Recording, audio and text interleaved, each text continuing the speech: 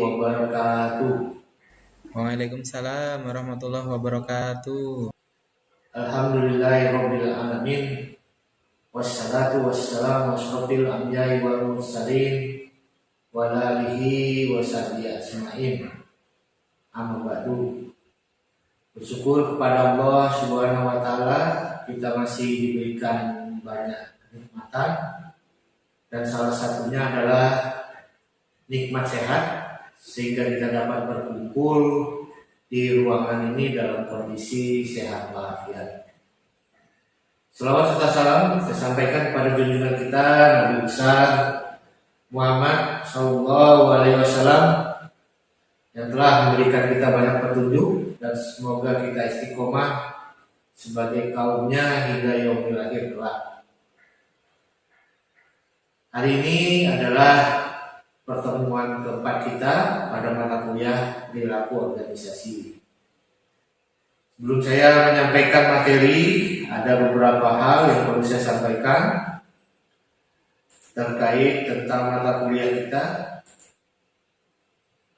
yaitu mata kuliah kita ini sudah memasuki minggu keempat. Berarti sudah ada 3 materi atau 3 pertemuan di belakang yang sebelumnya sudah kita pelajari. Ya.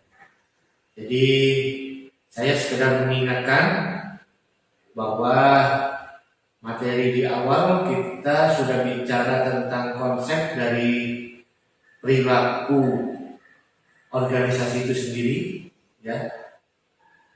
Kemudian di pertemuan kedua kita sudah bicara mengenai karakteristik biografis. Jadi dalam artian ini kita sudah berbicara mengenai perilaku individu di dalam organisasi. Kemudian yang ketiga kita berbicara mengenai sikap, persepsi, dan nilai. Ya. Jadi bagi yang memang tidak ataupun belum sempat mengikuti di pertemuan sebelumnya, ya maksudnya tidak hadir, bisa mengakses di alamat web spada.unmetro.ac.id, kemudian pilih mata kuliah perilaku organisasi. Bagi yang masih ada kendala dalam masuk ke spadanya, segera diurus ya, karena semakin lama Anda mengurus, maka semakin lama juga masalahnya akan tetap ada. Ya. Baik, hari ini kita masuk ke sub bagian atau materi tentang motivasi. Ya, ini adalah bagian dari perilaku individu, di mana nanti saya berharap saudara akan mampu untuk menjelaskan mengenai teori motivasi yang ada. Ya, paling tidak ada 3 teori yang cukup terkenal tentang teori motivasi ini. Kemudian nanti mampu menjelaskan aplikasi konsep motivasi di dalam organisasi. Ya, jadi kemampuan saudara ini nanti paling tidak memberikan contoh. Ya, jadi berikan contoh-contoh seperti apa motivasi yang ada di dalam organisasi. Ya. Baik, ini harapan saya terhadap tujuan pembelajaran hari ini, dan supaya pertemuan hari ini mendapat ridho dari Allah Subhanahu wa taala, marilah sama-sama kita buka pertemuan keempat ini dengan melafazkan basmalah. Dorongan itu berarti dia akan bergerak sesuai dengan konsep katanya. Ya. Jadi diambil dari bahasa Latin namanya movere. Movere itu berarti bergerak. Dia nggak bisa bergerak sendiri, berarti mendorong. Ya. Nah, ini kita coba bahas ini dari teori motivasi yang pertama. Ini namanya teori kebutuhan. Ya. Nanti teori yang kedua ada teori X dan Y. Kemudian teori yang ketiga ini teori 2 faktor. Ini yang paling kalau dibilang ini yang menginspirasi teori-teori berikutnya. Ya, kita coba lihat teori yang pertama. Ada yang pernah melihat seperti ini hierarkinya? Jadi kalau kita lihat, manusia itu butuh rasa aman dulu. Ya, ini teorinya si Maslow. Kalau dia sudah rasa aman, apa ini dia akan bergerak. Jadi dia mau bekerja kalau dia rasa kebutuhan fisiknya sudah terpenuhi. Kemudian dia akan butuh rasa aman. Rasa aman ini maksudnya apakah kalau dia bekerja nanti dia nggak dibegal orang, ngapain? Nah ini baru. Nah dia mau bekerja. Jadi kadang-kadang perusahaan juga butuh nih menyatakan rasa aman. Security itu tuh mau merasakan level di sini. Kemudian level ketiga ini level sosial. Jadi dia butuh pertemanan. Jadi orang itu kadang-kadang kalau kerja sendirian juga, waduh kayaknya kok kurang sip gitu ya. Jadi dia butuh teman. Nah dengan berinteraksi ini berarti dia memotivasi dia. Tadinya dia besok udah saya nggak mau kerja lah gitu. Tiba-tiba datang kawannya, ayo Supri besok kita kerja yuk. Waduh ada kawan kayaknya juga kalau saya nggak kerja sosial. Nah kemudian berikutnya, nah ini orang bekerja itu karena digaji katanya, yang bisa jadi ini kan gitu. Jadi kalau dia ada kawannya datang jam 8, dia datang jam 7. Berarti ini lebih baik penghargaan. Nah yang terakhir ini aktualisasi diri. Ya, ini yang kemudian menjadi kadang-kadang dia butuh, wah saya mau kerja ini karena nanti 5 tahun ke depan saya mau jadi kepala dinas. Nah ini kira-kira gambarannya. Pagi-pagi ditelepon itu, gimana udah siap-siap pakaian tuh, udah mandi belum, mau kerja nih kan gitu ya, misalnya nih. Nah tapi nggak juga berhasil, coba janjikan ini teori Y.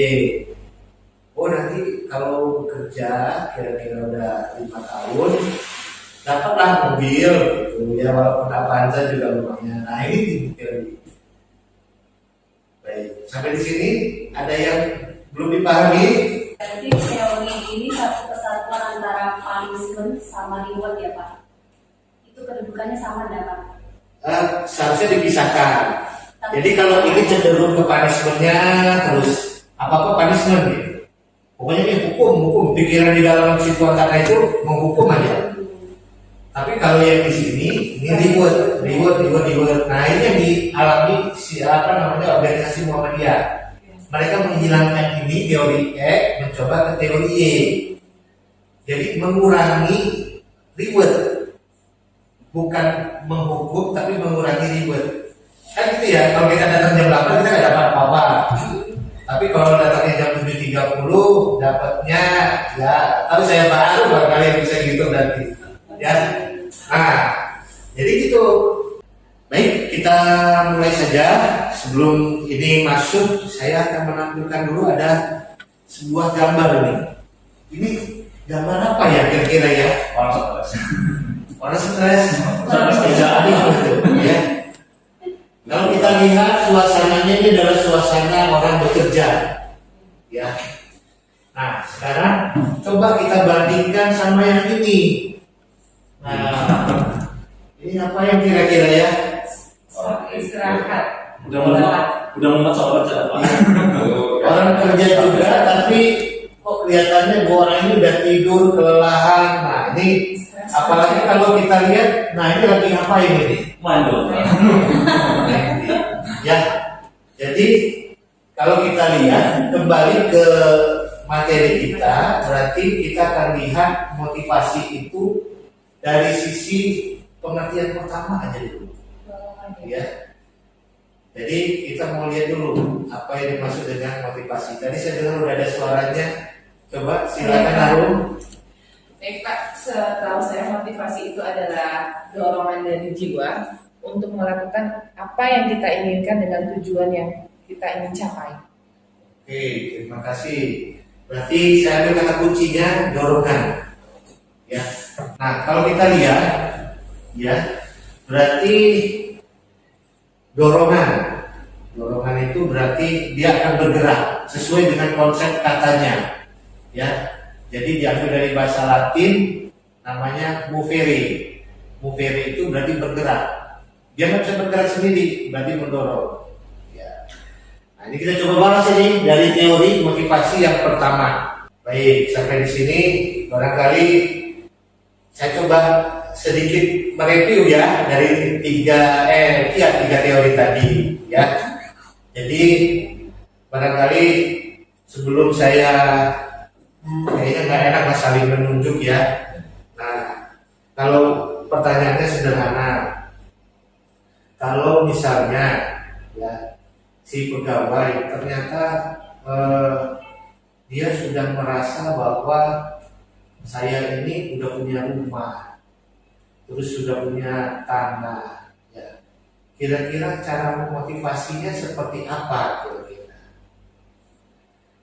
Apakah kita mau melihat berdasarkan teorinya si Maslow atau mau si Herzberg? Atau kita coba lihat Maslow dulu lah. Jadi dia sudah punya rumah, sudah punya tanah, makannya juga nggak ada yang bolong-bolong, maksudnya 3 kali sehari. Kira-kira bagaimana cara meningkatkan motivasi pegawai? Ya silakan. Mungkin diberikan penghargaan ya untuk yang di tangga nomor 4, karena kan tadi seperti Pak Darmawan menjelaskan, memberi penghargaan juga penting. Sebagai contoh, apabila kinerjanya baik, diberikan penghargaan, misalkan liburan ke Bali atau kemana, itu juga otomatis akan meningkatkan motivasi. Oh, saya harus bekerja lebih baik lagi nih. Ya, lompatnya tinggi betul tapi ya, langsung penghargaan dari nggak apa-apa, bagus. Ya, ada lagi yang mau menambahkan? Kalau saya bisa dari rasa aman ya Pak. Kalau dikatakan karyawan itu tadi sudah punya tanah, dia sudah punya rumah. Setidaknya kita belum pasti karyawan tersebut punya jaminan kesehatan. Seperti rasa aman kesehatan kalau kayak di BPJS, dia mungkin sampai anak 2. Tapi kita bisa berikan perusahaan sampai anak 3. Dari situ mungkin saya kedua lebih setuju dengan penghargaan. Karena saya lihat manusia itu bisa dikatakan makhluk yang selalu kurang. Nggak ada posnya. Tidak ada posnya. Meningkatkan di sininya ya, mengkonsentrasikan. Ya, rasa aman. Yang kedua mungkin dengan penghargaan dari lompat lagi berarti ya. Ya, mungkin dari gaji, pensiunan atau mengcover biaya anak itu sampai dengan tunjangan. Kalau di BPJS itu kan tunjangan sampai 2 anak ya, bisa dikatakan lebih atau 4 juga bisa gitu. Itu sih Pak. Dari penghargaan itu akan muncul aktualisasi diri, pengakuan dari masyarakat. Berarti ini tadi kan rumah, tanah itu berada di sini ya, kemudian ada dekat sini lah. Kalau ini kan rumah, makan, baju, nah itu kalau rumah bisa di sini. Nah ini berarti tadi lompat semua ke sini. Kalau saya pengennya ke sosial saja Pak. Sosial, karena sudah terpenuhi, secara fisiologi sudah terpenuhi, secara rasa aman sudah terpenuhi. Tapi orang yang punya gaji, punya tanah, belum tentu punya sosialnya, belum tentu bermasyarakatnya. Jadi memang nyaman kerja, termotivasi bisa terkait dari pengen ketemu teman, interaksi teman sosial, lingkungan kerjanya yang bisa untuk memperbaiki itu semua. Lainnya penghargaan itu pasti akan mengikuti, karena kalau sudah ada orangnya rasa aman, kemudian bersosialisasi dalam tempat kerja, penghargaan atau gaji pasti akan tetap ada, dan aktualisasi dengan proses keempatnya itu juga bakal tercapai. Terima kasih. Kira-kira bagaimana cara meningkatkan motivasi pegawai? Ya silakan. Mungkin diberikan penghargaan ya untuk yang di tangga nomor 4, karena kan tadi seperti Pak Darmawan menjelaskan, memberi penghargaan juga penting. Sebagai contoh, apabila kinerjanya baik, diberikan penghargaan, misalkan liburan ke Bali atau kemana, itu juga otomatis akan meningkatkan motivasi. Oh, saya harus bekerja lebih baik lagi nih. Ya, lompatnya tinggi betul tapi ya, langsung penghargaan dari nggak apa-apa, bagus. Ya, ada lagi yang mau menambahkan? Kalau saya bisa dari rasa aman ya Pak. Kalau dikatakan karyawan itu tadi sudah punya tanah, dia sudah punya rumah. Setidaknya kita belum pasti karyawan tersebut punya jaminan kesehatan. Seperti rasa aman kesehatan kalau kayak di BPJS, dia mungkin sampai anak 2. Tapi kita bisa berikan perusahaan sampai anak 3. Dari situ mungkin saya kedua lebih setuju dengan penghargaan. Karena saya lihat manusia itu apa ya, bisa dikatakan makhluk yang selalu kurang, Nggak ada posnya. tidak ada Berarti porsi. masih meningkatkan di sininya ya, Ya. mengkonsentrasikan Ya, berarti ya. sama-sama. Oke, Yang kedua mungkin dengan penghargaan dari lompat lagi berarti ya. ya, mungkin dari gaji, pensiunan atau mengcover biaya anak itu sampai dengan tunjangan. Kalau di BPJS itu kan tunjangan sampai 2 anak ya, bisa dikatakan lebih atau 4 juga bisa gitu. Itu sih Pak kalau saya. Terima kasih. Dari penghargaan itu akan muncul aktualisasi diri, pengakuan dari masyarakat. Berarti ini tadi kan rumah, tanah itu berada di sini ya, kemudian ada dekat sini lah. Kalau ini kan rumah makan, baju, nah itu kan kalau rumah bisa di sini. Baiklah, itu tadi materi-materi tentang teori-teori organisasi, ya. Dan yang kita bahas adalah di dalamnya yaitu teori-teori motivasinya. Ya, kalau kita lihat secara ringkasan berarti beberapa teori kita lihat pada penjelasan yang sudah disampaikan tadi itu lebih banyak mengenai penjelasan variabel dependennya, yaitu variabel bebasnya. Jadi bagi yang sedang mencari ide untuk penelitian, nah jadi tadi beberapa variabel itu sudah dimunculkan, ya terutama yang berkaitan dengan motivasi.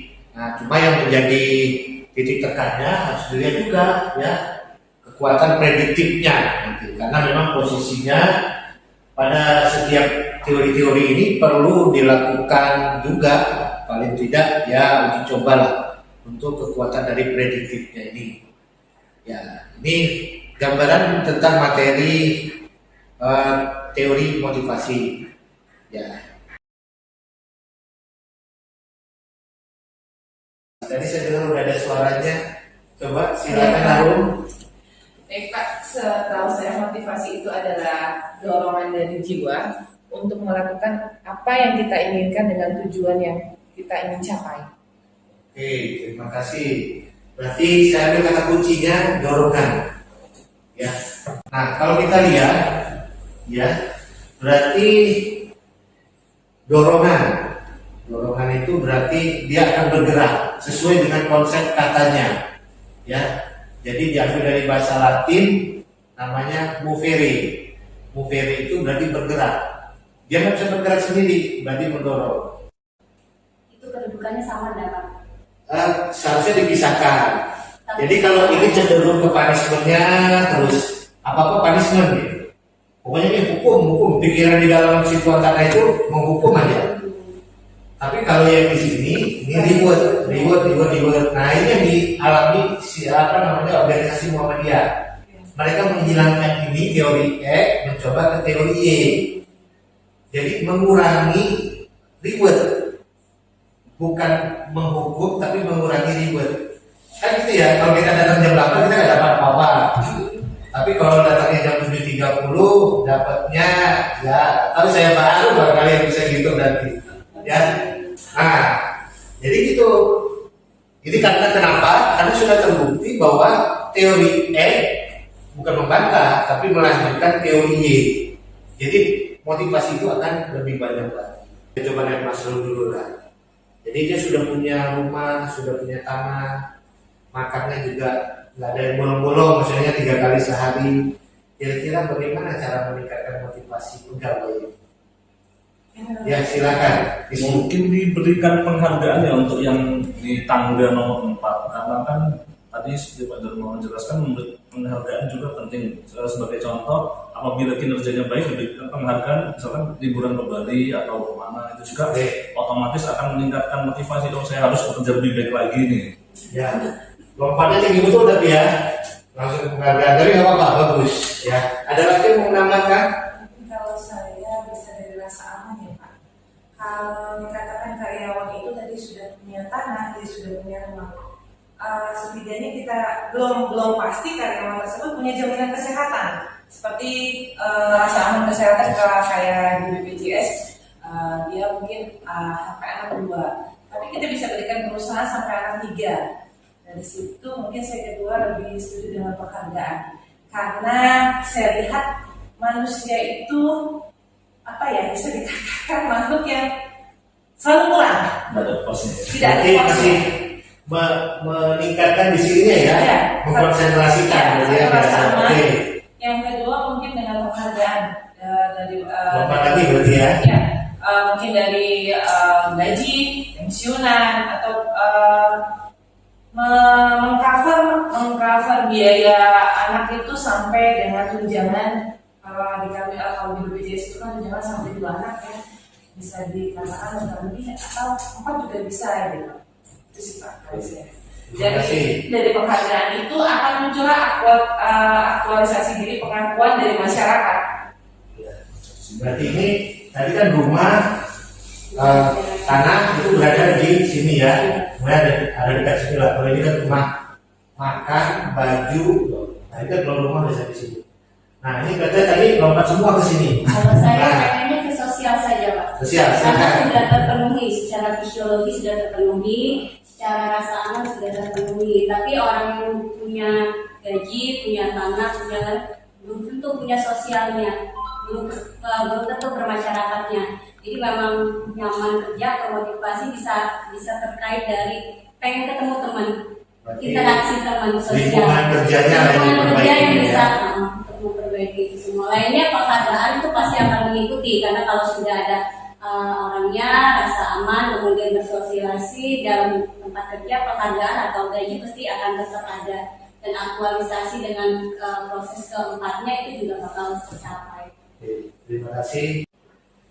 Baiklah saudara-saudara, hari ini karena memang kita akan menggunakan Spada juga ya, jadi dalam pembelajaran ini nanti kita akan didukung ataupun disupport oleh sistem pembelajaran daring. Saya akan lakukan dulu pengecekan untuk perkuliahan daringnya. Kita ketikkan spada.metro.ac.id. Ya. Kita lihat ini terjadi proses. Kita sudah masuk ke Spadanya. Kita lihat sendiri ini menggunakan akun dosen ya. Kita lihat di mata kuliah perilaku organisasi. Jadi nanti saudara-saudara itu akan langsung masuk ke general untuk bisa mengisi daftar hadir.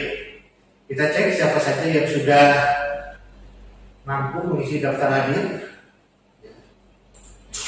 Kita lihat ada beberapa yang sudah mampu mengisi daftar hadir ya, sesuai dengan kondisinya.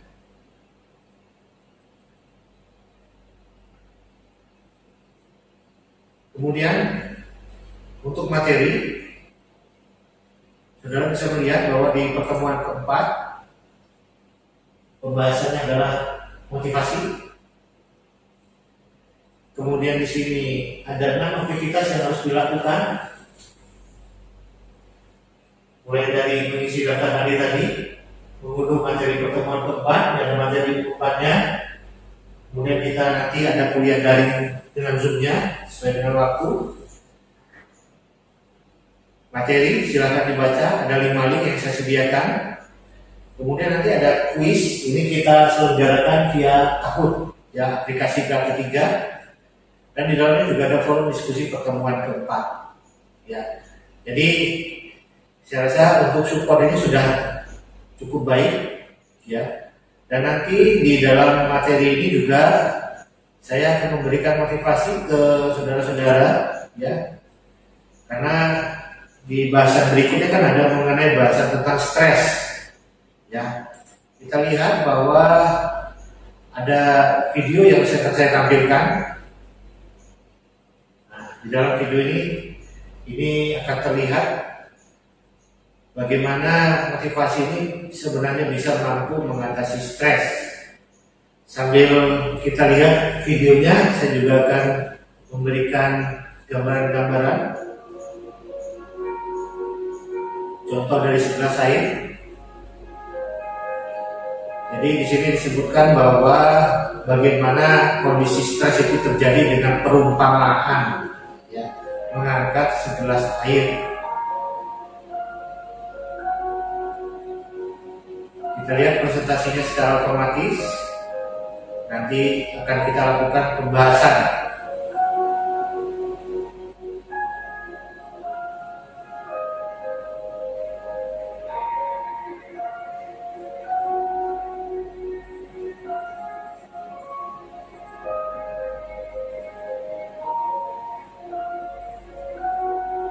Jadi ini tentang kemampuan seseorang untuk menahan gelas yang berisi air.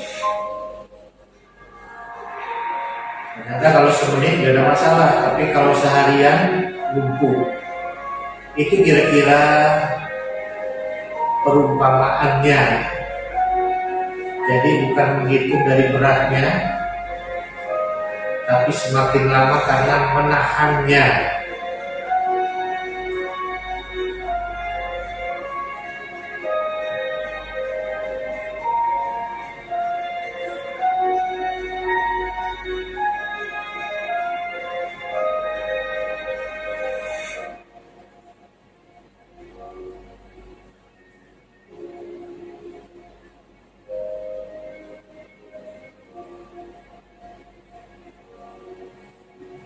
Demikian barangkali yang saya bisa sampaikan tentang pengantar stres sendiri.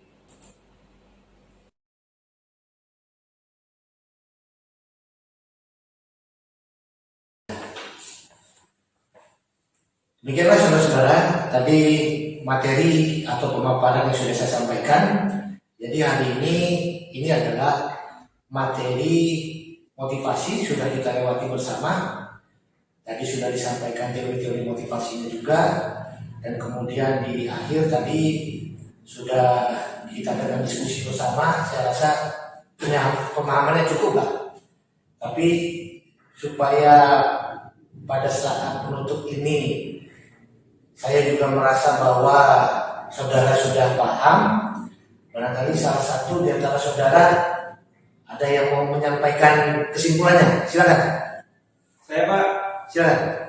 Ya, jadi kesimpulan saya dalam pertemuan ini ada 2 poin Pak. Yang pertama yaitu bahwa teori-teori motivasi terutama dari Maslow dan Herber Pak.